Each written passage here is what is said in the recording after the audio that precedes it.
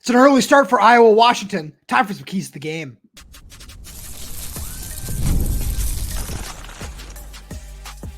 You are Locked On Huskies, your daily podcast on the Washington Huskies, part of the Locked On Podcast Network, your team every day.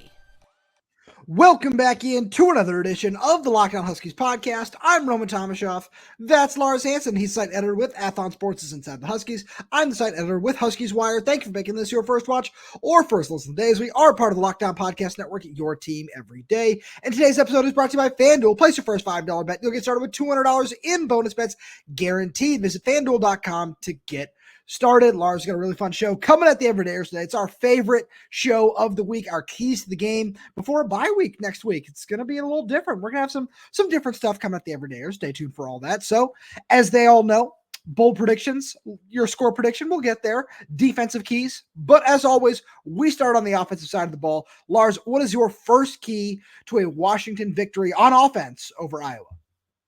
So it kind of, there's so many different ways to splice the, like kind of what we said before we started pressing record, where it's basically the same message, but I'm going to say, which will help build into, I know which you're going to be your first point, execution in the red zone. When you finally get, because we know Washington's offense is going to find a way to get yards and cultivate drives, but it's more than just getting the yards. It's finding ways to end in 7 instead of 3 or 0. So for me, it's going to be red zone execution most importantly, because I'm not saying you're going to get a ton of red zone targets, but I think the ones that you do, you really need to turn into 7 instead of 3. So I'm 100% with you there. And speaking of turning things into 7, that's going to start early on, where when we think Iowa, we think great defense, offense, like that's the term to use there.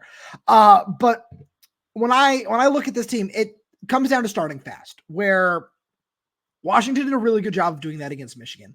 They put up 14 before Michigan got on the board, and that forced a quarterback change. Obviously, the game turned out the way it did, but that all came from Washington starting fast and getting a whole bunch of points on the board early.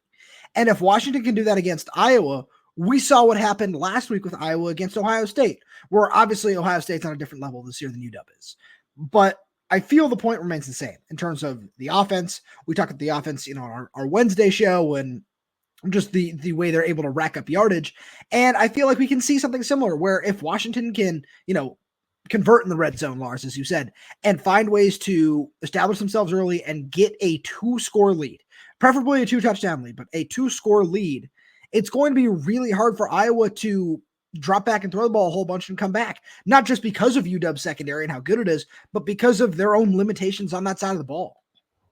Absolutely. Well, and the one thing that we almost can guarantee about football, and especially college football, usually the first 15 to 20 plays are scripted, which is kind of where Jedd comes into play. Like, that's the mastermind of Jedd, his scheme, his coaching, his play calling, all of it ends up coming back to Jedd. And I think it pairs in perfectly with starting fast. It's like, play to Jedd's strengths. And that's why I said, hey, when you're in position to get 7, so you're able to get up 14-0, 7-0. Like I mentioned in the Ohio State game where it was 7-0 at halftime. If you can get an early edge, I was going to have to start chasing. And yes, They might still lead on Kaleb Johnson, sure, but it's harder and harder to run more when you're down by double digits or at least 2 possessions. And so that's why, if Washington ends up, playing into this chess match, punt, field position game in the first half, now you basically give Iowa 30 minutes to beat you, which at Iowa City is a lot harder task than saying, hey, you know what? We have a 21-10 lead at halftime. Let's see if we can't get out of here. Again, these are not my score predictions, but just, hypothetically, 35-10 or 35-17. Sure. That's good. You take that every day because you're still able to use that first half separation to carry you through the second half. So I'm certainly with you there. One thing I really want to see is establishing the run too, where it feels like it's a very similar Big Ten thing, but we saw Jonah Coleman do a really good job of that against a really good Michigan run defense. Iowa's, in terms of the numbers, is not as solid. It's still really good. It's still top half of the Big Ten. I'm not trying to say it's not good, but I think that the same way Jonah showed that he was able to take advantage of Michigan, he's going to be able to do that against Iowa as well. And if you can do that early and often and, try to force some of their safeties and some of their linebackers to cheat down and just, prepare for them, you're going to find a way to take some shots over the top. Their secondary is solid. They got some really, really talented players on the back end of their defense as well. But the more I look at this, the more I say, if you can get Jonah going early on, it's going to open up so many lanes for Denzel, for Jeremiah, for Giles, for everybody. Well, I think it almost kind of feeds into maybe Jonah's your touchdown answer and Will is your yardage answer. And this could be kind of a perfect matchup where if you think about it, and you look at Washington, in terms of run defenses on PFF, Washington's graded above Iowa, and Michigan's graded in the top, I think, 5 or 10 in that respect. And so that's post Washington. And so it's already what Jonah did. Again, he had 80 and a touchdown or whatever. He ran for about 120 combined as a team. And I think it's more so about the touchdowns and the yards. And I think that's why Will is such a good quarterback, and how you can involve Jonah, where you can get him those checkdowns in the space, get him some of those wheel routes or something, something to get the ball in space that gets the ball out of the hand from Will, and also gets you the yardage, and it's not exactly a straight up run play, but it gets you the ball to your running back. And so I think that's why using that mix that Jedd, I think, has kind of gotten a better feel for, where he now knows how to balance Will and Jonah and how to kind of get the targets mismatched and all those sort of things. Because a lot of these defenses, I'm not saying are relatively the same. Obviously, Michigan, they got certain guys that are going to go. Same thing with Iowa, where they got a great cornerback and a couple of pieces. But there are plays to be had. And I think we saw that against Michigan. The shot play to Denzel early made him think about the deep shot throughout the game.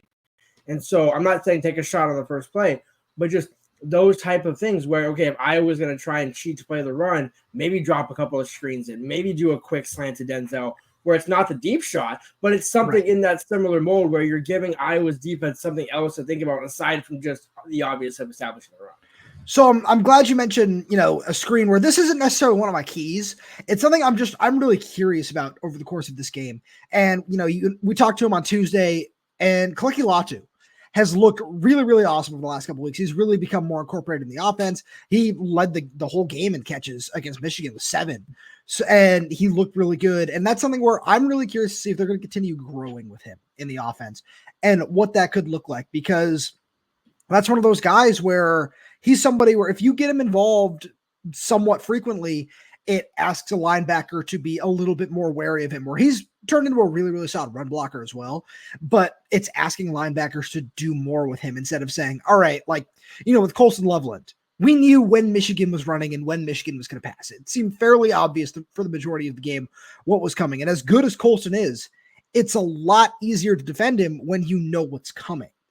And with Kaleki, a guy who, and because Colston is certainly a very talented prospect and could be a first round pick this year. But with Kaleki, it's the same thing of he's a lot harder to defend, with that 6'7" frame anyway, but he's a lot harder to defend when you don't necessarily know what's coming. And that's one of the beauties of Jedd's offense, is that it's been a really, really good balance and a really good mix of run and pass. And if you can find a way to get Kaleki and utilize him, whenever down in the red zone is still something I really want to see from him.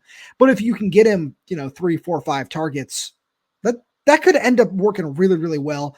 And Lars, with that being said, let's flip over to the defense here.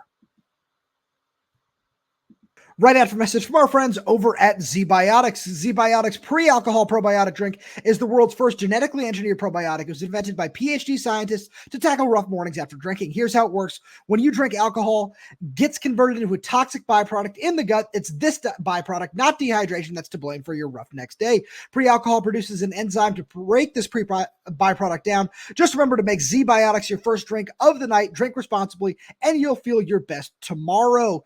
Here's how to use. Step 1, drink pre-alcohol for best results. Make pre-alcohol your first drink of the night. Step 2, drink responsibly. Pace yourself, hydrate, and get a good night's sleep. Step 3, enjoy tomorrow. Wake up feeling refreshed and ready to take on the day. Go to zbiotics.com/lockdowncollege to learn more and get 15% off your first order when you use Lockdown College checkout. ZBiotics is back with 100% money back guarantee. So if you're unsatisfied for any reason, they'll refund your money, no questions asked. Remember to head to zbiotics.com/lockdowncollege and use the code LOCKDOWNCollege at checkout for 15% off. And we've also got a message from our good friends over at FanDuel. Hey, NFL fans, you can start the season with a big return on FanDuel, America's #1 sportsbook. So when you get a hunch in the middle of the game, you can check out the latest stats, view live play-by-play, and so much more on the same page where you place your bets. You'll get started with $200 in bonus bets guaranteed when you place your first $5 bet. That's FanDuel.com. And, you know, I'm going to stay on the Josh Allen, Jaden Daniels hype trains here, where I've loved watching both of those guys all season long.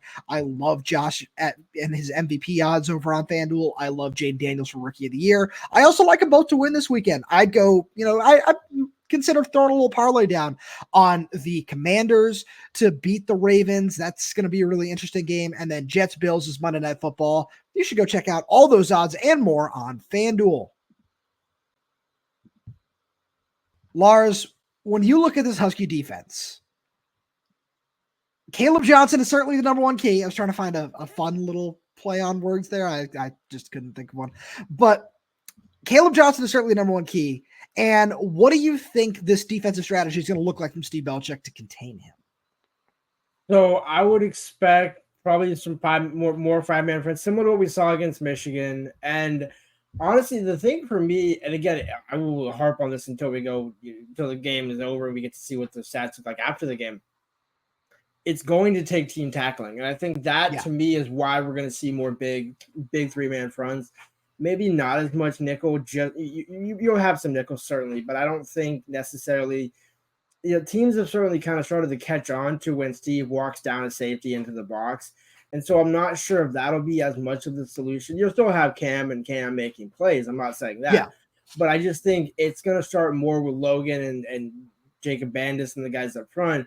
And I think probably Alphonzo and Carson playing a significant role as the kind of linebackers assisting the front four, front five in that regard, more so than bringing down a safety to help out stop the run, because I don't think you can force Iowa into throwing with 7 or 8 guys. You don't need to truly bring 8. You don't really need to bring that 8th guy down. You can kind of get away with 5 or 6 because this team has been so good at tackling, especially in terms of team tackle. Sure. So I certainly agree with you there. I looked at this from a slightly different perspective because we're still unsure on the status of Sebastian Valdez. And I think we'll see a little more Bryce Butler this week as well, where it seemed like he was still kind of getting back into the flow of things and the practices leading up to the Michigan game. So looks like he'll be available, all that sort of stuff. And all that does is deepen the defensive tackle rotation. I want to see what that looks like because I was really impressed with Logan Sakapolu against Michigan. And I was really impressed with Linus Davis, as we talked about. Jacob Bandis was in there and he was contributing. So there was a really nice rotation at the position. We saw some of those edge guys move to the interior as well. But I want to see what that looks like. And if these guys can continue to hold their ground and continue to, one thing that I asked Jacob Bandis on Tuesday was, what does this Steve Belichick defense allow you to do? What is it, where's been your biggest point of growth? And he said it allows us to do what we're most comfortable with, which is an answer we've heard from a lot of guys. And Jacob went into some nice details. He said, if I'm more comfortable taking on a double team here, I'm going to do that. But if I'm more comfortable taking on one block, I'm going to do that there. And I feel like we saw that, and that we saw them play really sound gap assignment football against Michigan. And the one big run from Donovan Edwards was when they were doing so, but Donovan Edwards is really good at jumping to the outside and finding lanes and doing all that sort of stuff. So if you're able to continue to do that, just play that gap sound football, especially with a little bit more Logan, who really did look like he is just taking some big steps over the first 5-6 weeks of the season.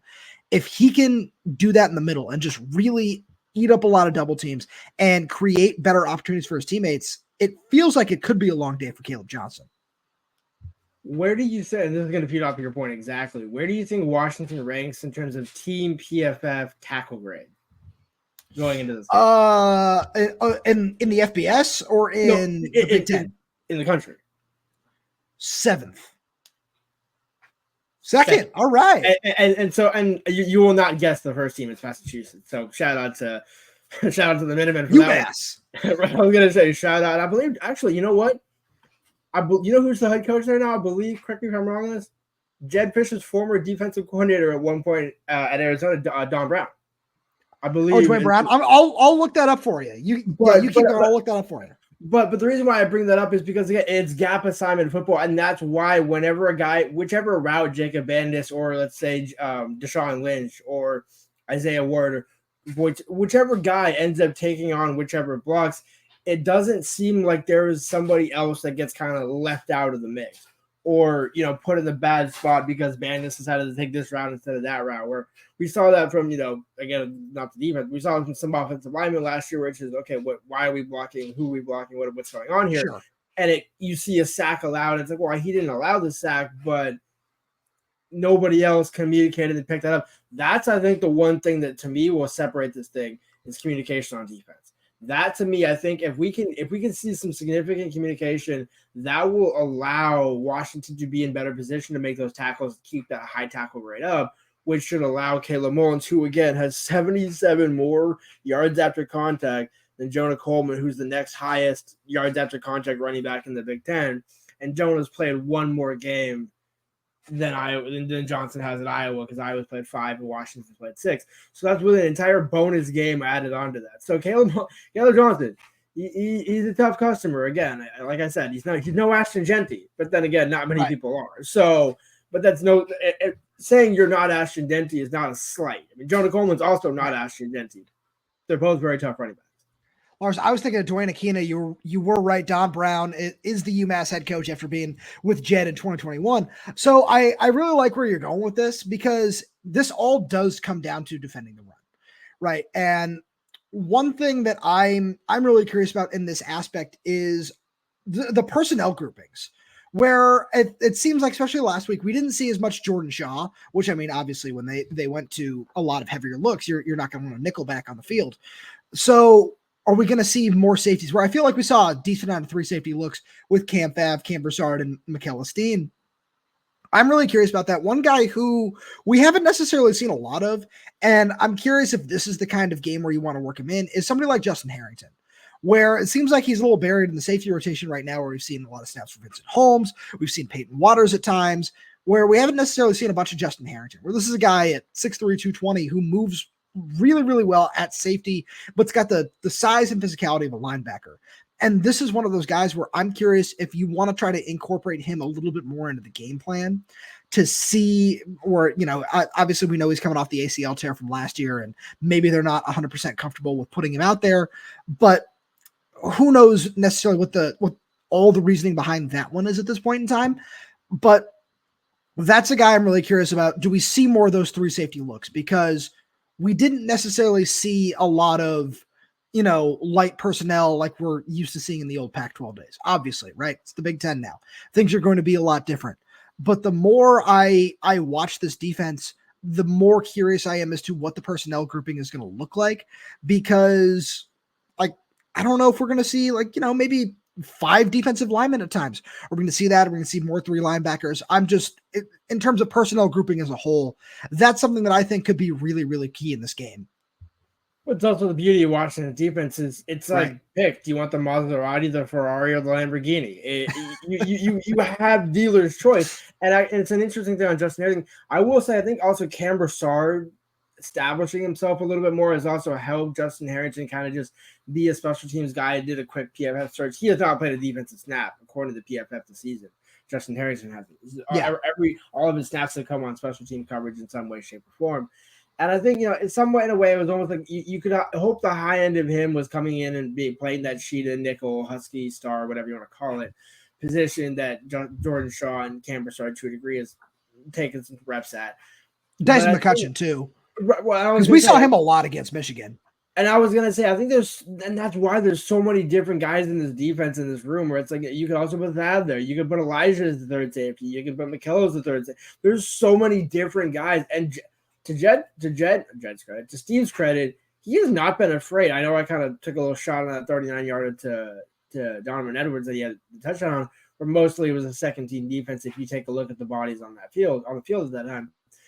But it's still a sign of, hey, you know what? Take your lumps. We're still going to throw it. We're still going to throw you guys out there in the second half. And they did. And they got better. And I think that's kind of the whole point, is whichever package they end up going with, that's kind of what the first quarter is. Feel it out on those first couple of drives. Sure. But also make sure you're not giving up those key third downs on 3rd and 5, 3rd and 6, that extend a drive so the offense can actually get some points on the board, get some separation. And then you can start to play a little more into that chess match and get creative with the personnel, because you have a 2 or 3 touchdown lead. So let's talk about those first couple of drives where I want to talk about this from a Michigan perspective in terms of the game plan was really solid because we knew what Michigan wanted to do. It's the same discussion that we're having right now where we know what the offense works through, what it runs through, just like Michigan. And against the Wolverines, this defense did a fantastic job. It took changing quarterbacks for Michigan to get going. And it doesn't seem like Iowa's going to want to do that. Iowa doesn't necessarily have that luxury of wanting to go away from Cade McNamara. So if Washington's able to do exactly the same thing and just convert and establish just your physicality, where I feel like that's been a really underrated aspect of the Huskies this season is, everybody talks about the Big Ten being super physical. Washington has done a really good job of that. Jake talked about it the other day in terms of Voit Tanufi on the offensive side. I wrote about that a little bit over on Huskies Wire, where I likened it to Heath Ledger's Joker, and it's about sending a message. I'm not going to do my Joker impersonation here. I know nobody wants that. But that's what it is Washington has sent a message that they can be just as physical, and they showed that against Michigan with their defense. And I think that they have a really good opportunity to do that again this week. And Lars, speaking of physicality and maybe being able to contain Kaleb Johnson, let's get into some bold predictions, which we'll get to right after message from our friends over at Robinhood. With Robinhood Gold, you don't need a silver spoon to eat up the financial favors of the 1%. Robinhood Gold allows others to get the rates and perks usually reserved for the high society. Now, the resourceful individual with Robinhood Gold can earn the very liberal rate of 4.5% APY on uninvested cash, receive unlimited 1% deposit bonuses, and be rewarded with a handsome 3% retirement boost on an IRA account. Robinhood Gold provides the privileges of a high net worth for any net worth. These generous benefits are now available for only $5 a month. The new gold standard is here with Robinhood Gold. Sign up at Robinhood.com/gold. Terms apply for product-specific disclosures. Visit Robinhood.com/gold. Investing involves risk. Rate may change. Gold membership is offered by Robinhood Gold, LLC. Lars, I think you're going first this week. It's time for bold predictions. I was going to drum roll, but I was trying to remember and act like it's not a tradition for us to forget who's going first. So I don't even care. I'm just going to let you do it. I was going to say, I honestly thought it was yours, but I couldn't remember either. Like, I was just going to give it to you if you didn't give it to me either way.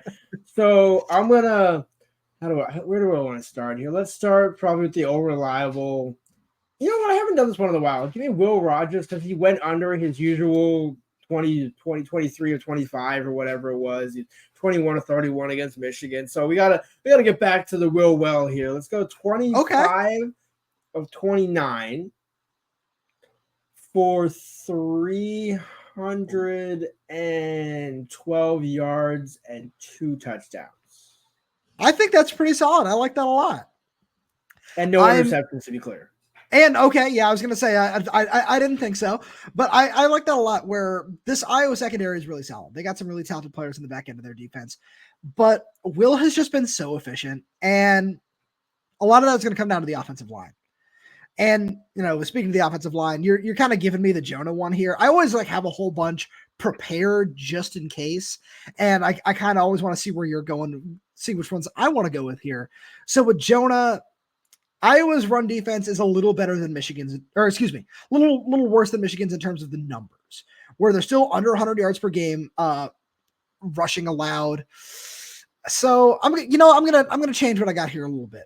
Where I had it at 85 and 2 touchdowns, give me 105 and 2 touchdowns because it's a little bit over Iowa's average allowed per season, where I wanted to be bold and say, hey, they're going to hold a little under, but he's going to score twice. No, I don't care. Give me over 105, 2 touchdowns for Jonah Coleman. Yeah, it checks out. I mean, 22 touchdowns passing, 2 touchdowns rushing. I mean, it's starting to feed in pretty well here. I mean, it all checks out. The one for me that, since you took the obvious other one, this is going to be one of my last offensive ones, because depending on where you go, I might bring out the old reliable as well. Denzel continues his touchdown streak. Does not lead the team in catches, but does end up leading the team in yards. One of the reasons for that is because of that touchdown. He's only going to have 1 touchdown. He will have 1 of the 2. Okay. And it's going to be a shot play of at least 40 plus. Oh, all right. Now, when I say shot play, to be clear, that's 40 in the air, not what he did against Rutgers, which was about 8 yards in the air and about 55 on the ground, to be clear. I like that a lot. That would be 2 weeks in a row for that same stat line though. So I'm a fan. I'm on board with that one. So you want me to take? Yeah, I've got a leading receptions one where I had Denzel leading in yards too. But yeah, so give me Giles, but I'm gonna say Giles leads in both catches and yards. I'm gonna just go the other way from you here, where I was so impressed with what Giles was doing in space last week against Michigan. Where not even in space, there was that one where it looked like a bubble screen or something that got blown up, and Will just kind of threw it to Giles, who had a defender about this far away from him, and he made him miss in a phone booth and took it for 10, 12 yards. Did that twice.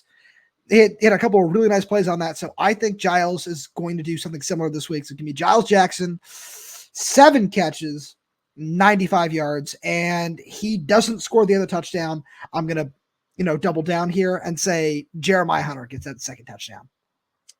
Interesting. See that I was gonna say that the other key could be, does Kalecki get that other touchdown? I feel like Jonah might be in that conversation. Giles for me is just a guy where it almost seems like he's always gonna get the targets and yards and catches, but for some reason finding him in the end zone short of that back shoulder is gonna be hard to do. So this leads me to a defensive one, which gotta do that at some point. For the second straight game, Washington holds Kaleb Johnson under 100 yards. Now, with that being said, I think because Ohio State held him to, I think, 86, 1 and 15. I would imagine he gets 18 carries. I'm going to go 95 yards. And I want to do it, so I'm going to make it bold. The first time Kaleb Johnson does not get a rushing touchdown this season. All right. I like that a lot. Okay. I did have a couple of similar ones written down, so I'm glad that you took that. I'm gonna go here before I go to the I've got a tackle one, and I'm sure you do as well. I've got Washington picking off Cade McNamara 3 times, where I think Washington is going to find a way to get that early lead. I think the Huskies will be up 2 scores, and they're going to force the Hawkeyes to throw the ball. So I think I'm going to give you all the guys who get one too. I think Jordan Shaw gets one. I think Ephesians Prysock gets the one that he definitely got against Washington State and they didn't give to him. And I think Cam Broussard gets one. Those are my 3 interceptions for Cade McNamara against this stellar Husky secondary, which is the best in the nation in multiple categories. I like that. I mean, Cam Broussard's been about 3 yards away from, I think, 3 picks of the season. So he's basically been right there. He's the safest bet for it. Prysock absolutely should have had that pick against Wazoo. For me, let's see. How do I want to put this? I'm going to go. Give me 3.5 sacks for Washington defensively. 1.5 of which goes to Alinius Davis. Oh. And the other one, I don't know if there's 1 and then you get 2 halves or how I want to split that, but I'm just going to say Alinius Davis leads the team in sacks at the end of the day. Okay. I thought you can go Voy Tanufi. I would have gone Voy because he's just been. That was the other one that I was debating with. Like, I'm already committed to Alinius, and that's fair. I've spoken highly of Voy enough. There's no disrespect to Voy. It's more like just, you know what, and also being from the Midwest, Alinius, right up the coast, Minnesota. There's some. No, that's fair. I respect that. So I wanted to go with Carson or Alphonzo Tuputala for our, always in here most tackles. I'm not going to go with a linebacker. I'm going to go with a safety. I'm going to go with Cameron Fabikilanen. Gets the most tackles in this game. I really enjoy when they use him on the edge. I think that against Iowa, he might be able to sneak into the backfield one or 2 times on those plays. I think we're going to see him lined up in the box a lot, just like we did last week against Michigan. So give me Cam Fab. And we haven't seen a lot of really just massive tackle games from this Husky defense so far this year. I feel like every time we say there's going to be a big one, it always just like cuts in half. So I'm going to go somewhat reserved on the tackle number, but still decent enough. Give me 8 tackles for Cameron Fabikilanen. I like that. I still think this just is a game that screams that there's ever, if any linebacker from Washington is going to go off in this game, it's the most Iowa linebacker Washington has, and it's Carson Bruder. Let's be real. Yeah, Like, no, I certainly agree with that. Carson will be my guy where when you look at the stat box at the end of the game, and this will lead into my prediction, we'll have the most filled up stat box of Washington defenders. When that counts as PBUs, pressures, hits, whatever you want to call it, tackles, all that sort of stuff. Carson's going to be the guy that ends up probably, which is a little interesting that he hasn't been the green dot as much as I thought he would, but I think this might be a week where, hey, we haven't mentioned Carson as much. And it's not for a lack of his play or, anything that he's hurt or anything, but it's just like, this seems like the week where Carson reestablishes himself. And that's also at the camp. I just think that, especially with Kaleb Johnson, Cade McNamara, it kind of just screams Carson poster child game day. Oh, I like that a lot. All right. Drum roll. I'm not going to do this and mess up my camera. So, Lars, the floor is yours. I have no faith in this because I've gone so back and forth on this about 10 different ways because I still have Washington winning. I'm going to go against what I said a couple of weeks ago and pick Washington to win somewhat convincingly here because I think at the end of the day, yes, Kaleb Johnson is fantastic, but this isn't Ohio State where you also have a decent quarterback there. To me, if Washington loses this game or even is in this game by 10 points, there's a problem. Washington 31, Iowa 20. I was gonna say 14-70, but no, it's for what I said the under was gonna hit the past couple of weeks. It just got over, so we're gonna sell back on the over. The over I think is 40.5, 41.5. So yeah, clear gonna clear the over on that one. But Washington under 2.5 point underdogs. Honestly, actually ironic, both are favored to punt on their first possession of the game. Washington a slight underdog in that regard at 145 to punt. So, again, like this is a game where just like Michigan, where Washington should have won by more than 10. Yeah. But they also lost to Rutgers and Wazoo. So anything can happen, but give me Washington 31-20. I like that a lot, Lars. As always, thank you so much for being here. Thank you all everybody for tuning in. We really do appreciate your support. And now, like I said, hinted at it a little bit. We got some fun bye-week stuff coming up next week. We're going to be doing a mailbag. We'll let you know a little bit more about that. We're also going to be doing a Locked On Huskies insider exclusive mailbag. That one's going to look a little different, though, because we are able to go a little bit more behind the scenes, talk about a little bit more stuff freely, I guess is the best way to put it. So that's going to be really fun. We're going to do both of those next week. The link to the insiders subscription. I'm going to cut that. That sucked. The link to our insider exclusive mailbag, all that sort of stuff, that's all down in the description below. You get a 2-week free trial, and then after that, it's $4.99 a month. You also get access to the recruiting rumors. We got all sorts of stuff that we're dropping over there. We're hearing some really interesting things that we're putting in that as well right now. We got game day stuff. Lars is going to be in Iowa. He's going to be sending us some updates as he gets them. It's all going to be super fun. Again, free 2-week trial. After that, it's $4.99 a month. We got some interviews as well that we're posting over there with players, with coaches, all that sort of stuff. So if you're interested, go check that out as well. And please feel free to subscribe wherever you get your podcast, whether that's YouTube, Spotify, Apple Music, Amazon Music. We're there. We're everywhere. We're updating the channel through content every single day. So make sure you click that like button, click the little bell so you never miss when we post a new video. If you got any questions, comments, concerns, drop them right down below in the comment section. And if you're audio only, please leave us 5-star reviews. It does help us out a lot. Thank you so much for tuning in, and we will talk to you all after the game. I forgot about that. Yeah.